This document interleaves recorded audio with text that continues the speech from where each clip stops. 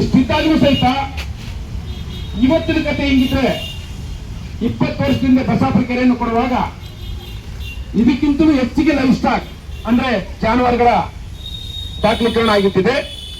ಇದು ಯಾವುದನ್ನು ಪರಿಗಣಿಸಲಿಲ್ಲ. ಸರ್ಕಾರ 2006ರಲ್ಲಿ ಅದು ಧರ್ಮಸಿಂಗ್ ಅವರು ಸಿಎಂ, ಮಾನ್ಯ ಸಿದ್ದರಾಮಯ್ಯನವರು ಈಗಿರ್ತಕ್ಕಂಥ ಸಿಎಂ, ಆಗ ಡಿಸಿಎಂ. ಆಗಿನ ಕಾಲದಲ್ಲಿ ಭೂ ಸ್ವಾಧೀನ ಮಾಡ್ತಾರೆ ಈ ಬಲ್ಡೋಟ ಕಂಪನಿಗೆ 1034 ಎಕರೆ ಈಶಾನ್ಯ ಮೂಲೆ.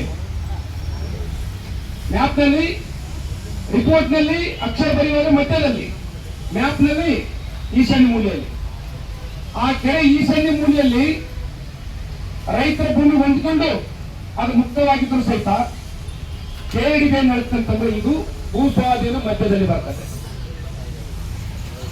ಮತ್ತೆ ಕೆರೆ ಹೌದು ಕೆರೆ ಅಲ್ಲ, ಕೆರೆ ಹೌದು ಕೆರೆ ಅಲ್ಲ ಅನ್ನೋದ ಸರ್ಕಾರ ತಿರುಗಾಡಿಬಿಟ್ಟಿದೆ. ತಹಸೀಲ್ದಾರು ಕತೆ ಕಟ್ಟದ ಬಗ್ಗೆ ತಿರುಗಾಡಿ ಕೊನೆಗೆ ಅಂಡರ್ ಸೆಕ್ರೆಟರಿ ರೆವಿನ್ಯೂ ಏನ್ ಹೇಳ್ತಾರೆ ಅಂತಂದ್ರೆ ಇದು ಕೆರೆ ಅಂದ ಕಾರಣಕ್ಕಾಗಿ ಇದನ್ನ ಡಿನೋಟಿಫೈ ಮಾಡಲ್ಲ ಅಂತ.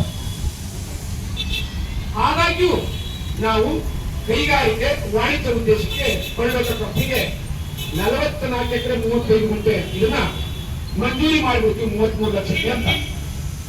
ಕೆಡಿಬಿ ಮೂಲಕ ಅವರು ರೇಟ್ ಫಿಕ್ಸೇಷನ್ ಮಾಡೋದ್ರ ಮೂಲಕ ಡಿಸ್ಟ್ರಿಕ್ಟ್ ರಿಜಿಸ್ಟರ್ ಅವರ ಒಂದು ವ್ಯಾಲ್ಯೂಯೇಷನ್, ಅವರ ಒಂದು ಮೌಲ್ಯ, ಒಂದು ತರಪಟ್ಟಿ ಇರ್ತದಲ್ಲ, ಅದರ ಪ್ರಕಾರ ಅದು ಮಾಡಿದ ಮೇಲೆ 33 ಲಕ್ಷಕ್ಕೆ ಕೆರೆಯನ್ನ ಮಂಜೂರು ಮಾಡಿಬಿಡ್ತಾರೆ.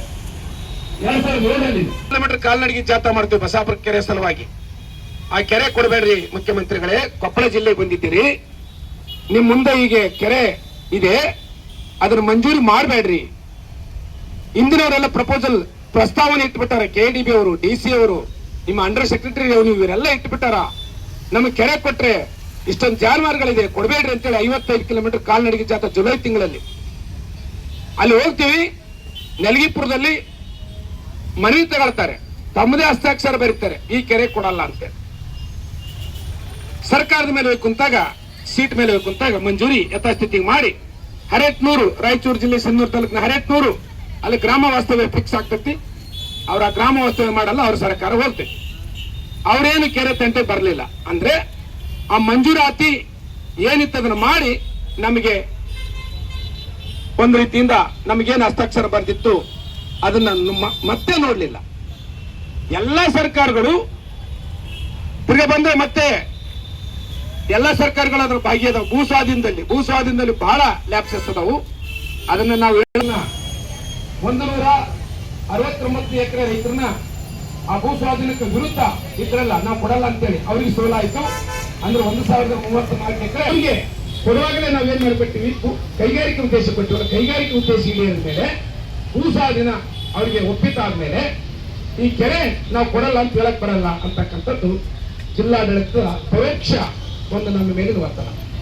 ಅದಕ್ಕೆ ನಾವಿವತ್ತು ಆಲ್ಮೋಸ್ಟ್ ಇಲ್ಲಿ ತನಕ ನಾವು ಬಂದ ಒಂದು ಹೋರಾಟ ಏನಿದೆಲ್ಲ ಹೈಕೋರ್ಟ್ ನಿಖರವಾಗಿರ್ತೈತಿ. 2009ರಲ್ಲಿ ನಾವು ಸಾರ್ವಜನಿಕ ಹಿತಾಸಕ್ತಿ ಅರ್ಜಿ ಹಾಕಿರ್ತೀವಿ. 2012ರಲ್ಲಿ ನಮಗೆ ಎಂಟ್ರಿ ಮಾಡಿರಾಗಿರ್ತೈತಿ. ಇಲ್ಲ ನೀವು ನೀರನ್ನ ನೀವು ಬಳಸ್ರಿ, ಏನ್ ತೊಂದರೆ ಇಲ್ಲ, ಆಮೇಲೆ ನೀವು ಕೆರೆ ಕಟ್ಟೆ ಮೇಲೆ ಕಂಪ್ನಿ ಏನು ಕೆಲಸ ಮಾಡಬೇಡ್ರಿ ಅಂತೇಳಿ 2022ರಲ್ಲಿ ತಿರ್ಗ ನಮ್ಗೆ ಆಗುತ್ತೆ ನೀರು ಬಳಸ್ರಿ. ನೀರು ಬಳಸೋದಕ್ಕೆ ಹಳ್ಳಿಗಳಿಗೆ, ರೈತರಿಗೆ, ಅಲ್ಲಿನ ಜಾನುವಾರುಗಳಿಗೆ ಮುಕ್ತ ಐತಿ ಕೆರೆಯನ್ನ. ಅದರ್ವೈಸ್ ನೀವು respondent shall not prevent insurance ಅಂತ ಹೇಳ್ತೈತಿ. ನೀವೇನಪ್ಪ ಅಂತಂದ್ರೆ ನೀವು ಯಾವುದೇ ಈ ಉಪಯೋಗವನ್ನು ತಡೆಯುವಂತಿಲ್ಲ.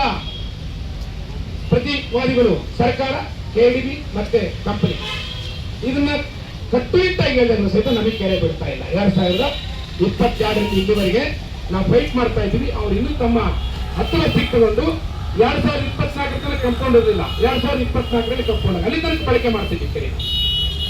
2024ಕ್ಕೆ ಎಡಿಸಿ ಅವರು ಸಾವಿತ್ರಿ ಕಡಿಯೋರು ಅಂತಿರ್ತಾರ, ನಮಗೆ ಡಿಸಿ ಮೌಖಿಕ ಆದೇಶ ಕೊಟ್ಟಾನ ಅಂತ ಹೇಳ್ಬಿಟ್ಟು ಒಂದು ಪ್ರೊಸೀಡಿಂಗ್ಸ್ ಮಾಡಿ ಅದ್ರ ಮೇಲೆ ಕಂಪೌಂಡ್ ಹಾಕಕ್ಕ ಅವರು ಪರವಾನಗಿ ಕೊಡ್ತಾರ.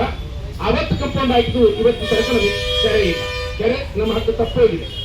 ಅದಕ್ಕಿಂತ ಮುಂಚೆ ಕರಾಳ ಇತಿಹಾಸ ಮತ್ತೆ ಅದಕ್ಕೆ ಹೋಗೋದು ಬೇಡ. ಆ ಕಾರಣಕ್ಕಾಗಿ ಈ 2ನೇ ಸುತ್ತಿನಲ್ಲಿ ನಾವು ಕೆರೆ ಹೋರಾಟವನ್ನು ಮುಂದುವರಿಸಿದ್ವಿ. ಅದರ ನಾಯಕತ್ವವನ್ನು ನಮ್ಮ ಜಯಮ್ಮ ಹಿರಸಂಘ ಅವರ ಒಂದು ರೈತ ಸಂಘದಲ್ಲಿ ಅದನ್ನು ತಗೊಂಡಿದೆ. ಆ ಕೆರೆ ಮುಕ್ತ ಮಾಡ್ಕೊಳ್ತೀವಿ ಅಂತ ಹೇಳ್ಬಿಟ್ಟು ಮೇ 5ಕ್ಕೆ ದರ್ಶನ ಪುಟ್ಟಣಯ್ಯ, ಬೆಳಗರಪುರ ನಾಗೇಂದ್ರ ಅವರು ಮತ್ತು ಚಾಮರಸ್ ಮಾಲಿ ಪಾಟೀಲ್ ನಿಂತು ಇಲ್ಲಿದ್ದಾನೆ ಬೈಕ್ ರ್ಯಾಲಿ ಮಾಡೋದ್ರ ಮೂಲಕ ಅವತ್ತು 2 ದಿವಸ ಇಲ್ಲಿನ ಪೊಲೀಸರು 36,000 ದನಗಳನ್ನ 12,000 ಕುರಿಗಳನ್ನು 2 ದಿವಸ ಕಾದರಾಗಿದೆ. ಜಿಲ್ಲಾ ಪೊಲೀಸ್ 2 ದಿವಸ ಕುರಿ ದನ ಕಾದ. ಯಾಕಂತಂದ್ರೆ ಮೇ 5ಕ್ಕೆ, ಮೇ 3, 4ಕ್ಕೆ 2 ದಿವಸ ಕಾದ. ಇವನ್ 5ಕ್ಕೆ ಕೂಡ. ಯಾಕಂದ್ರೆ ಅವೆಲ್ಲ ಕೆರೆ ಕಡೆಗೆ ಬರೋದಿಲ್ಲ. ಕೆರೆ ಕಡೆಗೆ ಬಂದ್ರೆ ಯಾವ ರೋಡ್ ಹಿಡಿತಿದ್ದಿಲ್ಲ, ಯಾವ ಜಾಗನೂ ಸಾಲ್ತಿದ್ದಿಲ್ಲ. ಅಷ್ಟು ಜಾನುವಾರುಗಳು ಕುರಿಗಳು ಅಲ್ಲಿ ಬರೋದಿತ್ತು.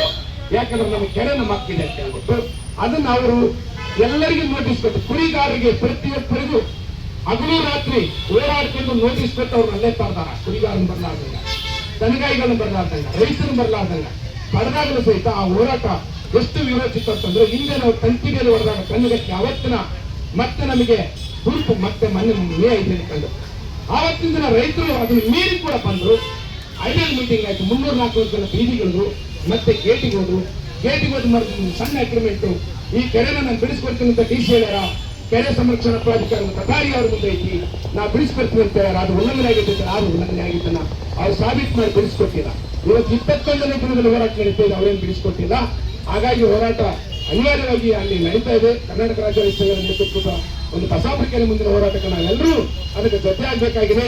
ಅದೇ ಸಂದರ್ಭದಲ್ಲಿ ಈ ಹೋರಾಟ 1.5 ಲಕ್ಷ ಜನ ನಗರದ ಮತ್ತು ಬಾಧಿತ 22 ಹಳ್ಳಿಗಳ ಜನರ 50,000 ಒಟ್ಟು 2 ಲಕ್ಷ ಜನರಿಗೆ ಹೋರಾಟ. ಹಾಗಾಗಿ ಇಲ್ಲಿ ಜೈನ್ ಹಿರಸಂಘವರು ತಮ್ಮ ಒಂದು ಇದಕ್ಕೆ ನಮ್ಮ 207 ಜನರ ಹೋರಾಟಕ್ಕೆ ಬೆಂಬಲಿಸಿ ಮಾತಾಡ್ತಾರೆ.